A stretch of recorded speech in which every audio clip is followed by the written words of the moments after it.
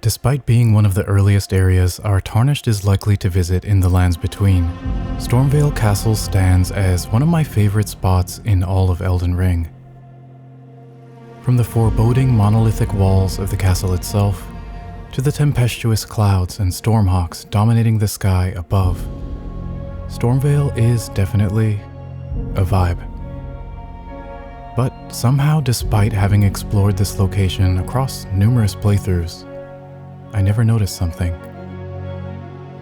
Stormveil Castle itself has a cancer. I welcome you, Tarnished, to join this humble scholar as we traverse through Stormveil Castle together and uncover the strange affliction eroding it from the inside. Honestly, it's pretty clear when you're walking around Stormveil that the place has seen better days.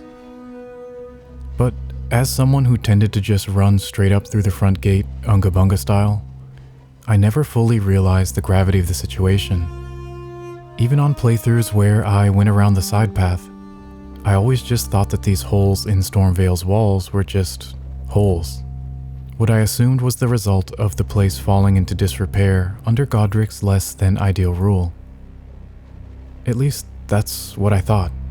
Until I stumbled on this old Reddit post by user ArtLover357 that brought to my attention what Stormveil looks like when viewed from a more distant vantage point, such as from the Church of Anticipation. A view that reveals that rather than just a few holes, Stormveil is completely covered in craterous marks of some kind. And so I decided to head back to Stormveil and have another look for myself. Sure enough, looking a bit more closely, these holes don't appear consistent with natural wear and tear that you would expect to see from the elements, nor do they resemble the kind of damage you might expect from a battle or from withstanding a siege. Instead, these asymmetric pockmarks look more like something that might be caused from a disease. And weirder still is that in many areas these marks are also accompanied by massive amounts of whitish thorns that seem to protrude from within the holes.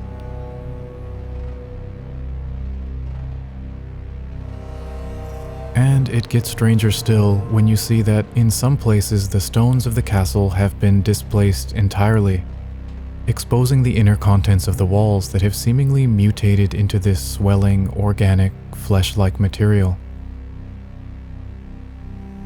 While I have seen some other posts on Reddit mention the holes, I haven't seen anyone mention this weird fleshy stuff bulging out from inside the walls.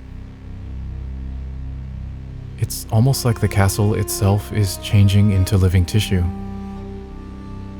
Did you guys notice this?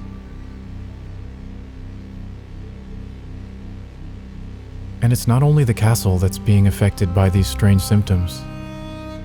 Since, as pointed out by Reddit user Kazadnar almost 3 years ago now, the castle's exiled soldiers themselves also exhibit similar perforations and thorns.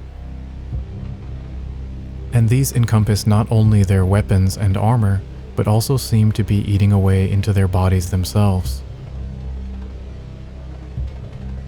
So, what exactly is going on here? Luckily, there are a couple of items that we can pick up around Stormveil that provide us with some further insight. The marred leather shield and marred wooden shield. Their descriptions state, much like the castle, they're marred by mottling and thorns. Some say it is the curse of grafting which causes such affliction, while others talk of its root being something altogether more sinister, hidden deep within the castle. And if you follow Elden Ring's lore at all, there's a pretty good chance you already see where this is going, as this seems like a likely reference to the face in Stormveil's basement. Indeed, inspecting this disturbing face more closely, it does possess thorn-like protrusions emanating from its tentacles, providing further evidence that this is the likeliest source of the affliction mentioned by the shields. But that raises the question, what exactly is this face, and how did it end up here in Stormveil? Here's everything we know about it so far. For one thing, we know that it bleeds when attacked, but doesn't seem to respond to us in any other noticeable way otherwise, despite its petrified appearance, walking on top of the face results in this squishy sound effect. It's also clear that aside from its eyeless sockets, it bears a strong resemblance to the face of Godwyn's deformed corpse found in the Deeproot depths. We know that Godwyn's body took this grotesque form as a result of the Night of the Black Knives, an event that left his soul destroyed, but his body left behind as a husk, unable to truly die. At some point, an attempt was made to give Godwyn a true death by interring his corpse in the Erdtree's roots, but this tact proved unsuccessful, and instead caused death to spread throughout the lands between in the form of Deathroot, and resulted in the creation of those who live in death. And indeed, in places impacted by Deathroot, we can see Godwyn's form attempting to manifest. The earliest place we can encounter this phenomena is in Summonwater Village in Limgrave, which Dee, Hunter of the Dead, warns us about early on. Ah, a tarnished, are you? I'm known as Dee. I hunt down those who live in death and weed their death root. Heed my warning. The village here has been touched by death, and worse yet, it is home to a mariner. If you value your life, then go no further. Here we can find huge masses of Deathroot, sprouting numerous Godwyn-like eyes.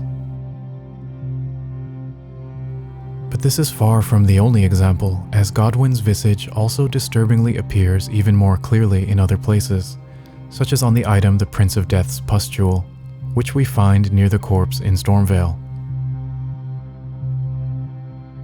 And as pointed out by another old Reddit post, this time by user Bega, the backs of these crabs found in the Altus Plateau directly above Godwyn's underground resting place also bear Godwyn-like faces on their shells. Notice what appears to be a nose-like protrusion, bits of golden hair, and yellow pustules in the place of eyes. So is the corpse under Stormvale just another example of this same phenomenon, of Godwyn's face manifesting itself through Deathroot? That would certainly be the simplest explanation, but there are some things that call that theory into question.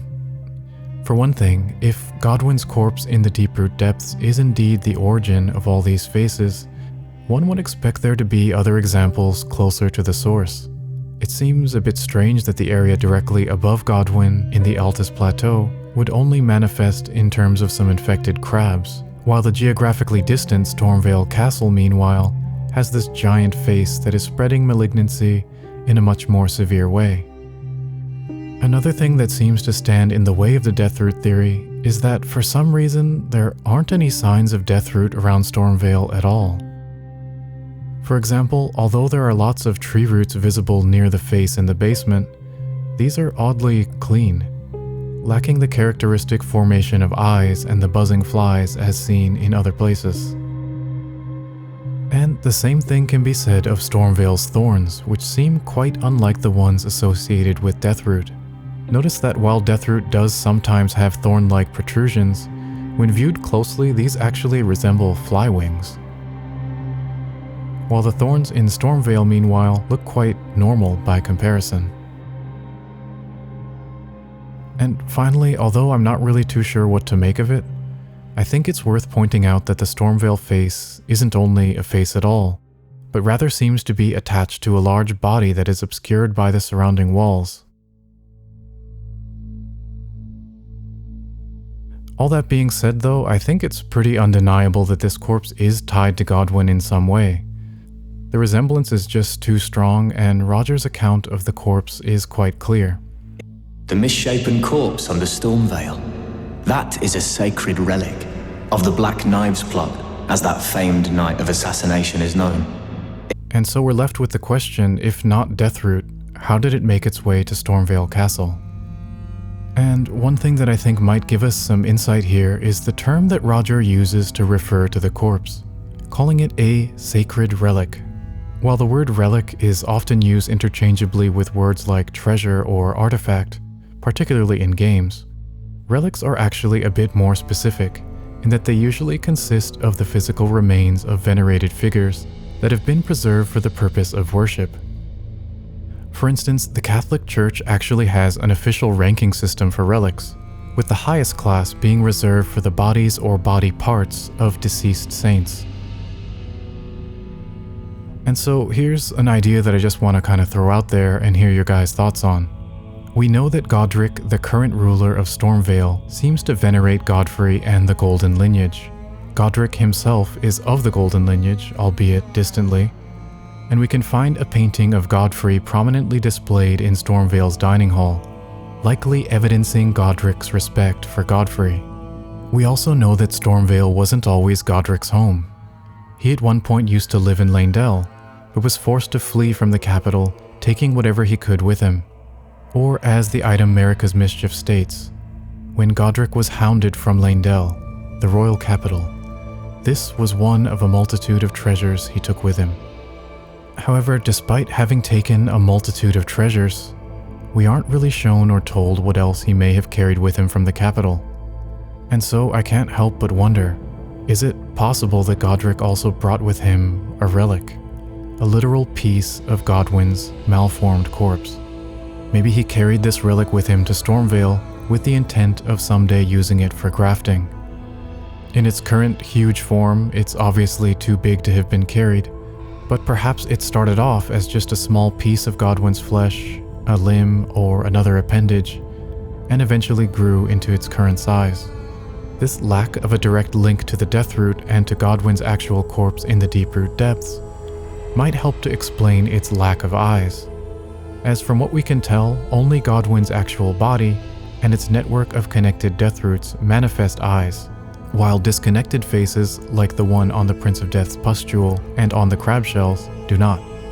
It's also worth remembering that the Marred Shields speak of two possible explanations for the Mottling Curse.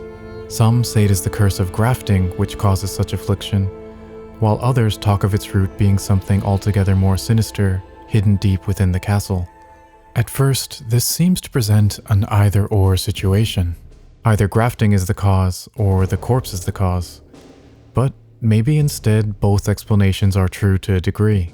Godric's desire for grafting and his veneration of the Golden Lineage led him to flee Leyndell with as many treasures as he could carry, including a sacred relic of Godwyn, a piece of his accursed corpse.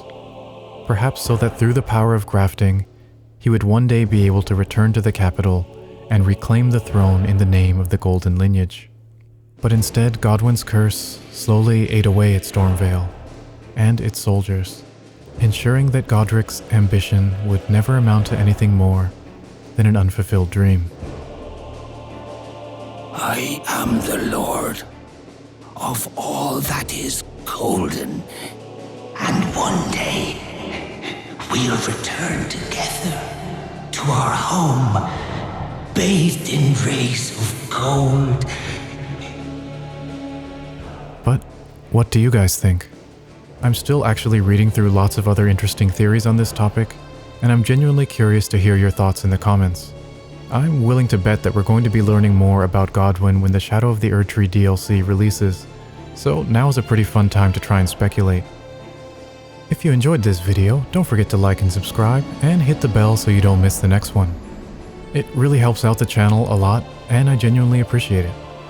And hey, I'd also appreciate it if you considered maybe supporting me through my Patreon or by becoming a YouTube member, so that I can make better videos for you guys to enjoy. In any case, thanks a ton for watching, and I'll see you next time.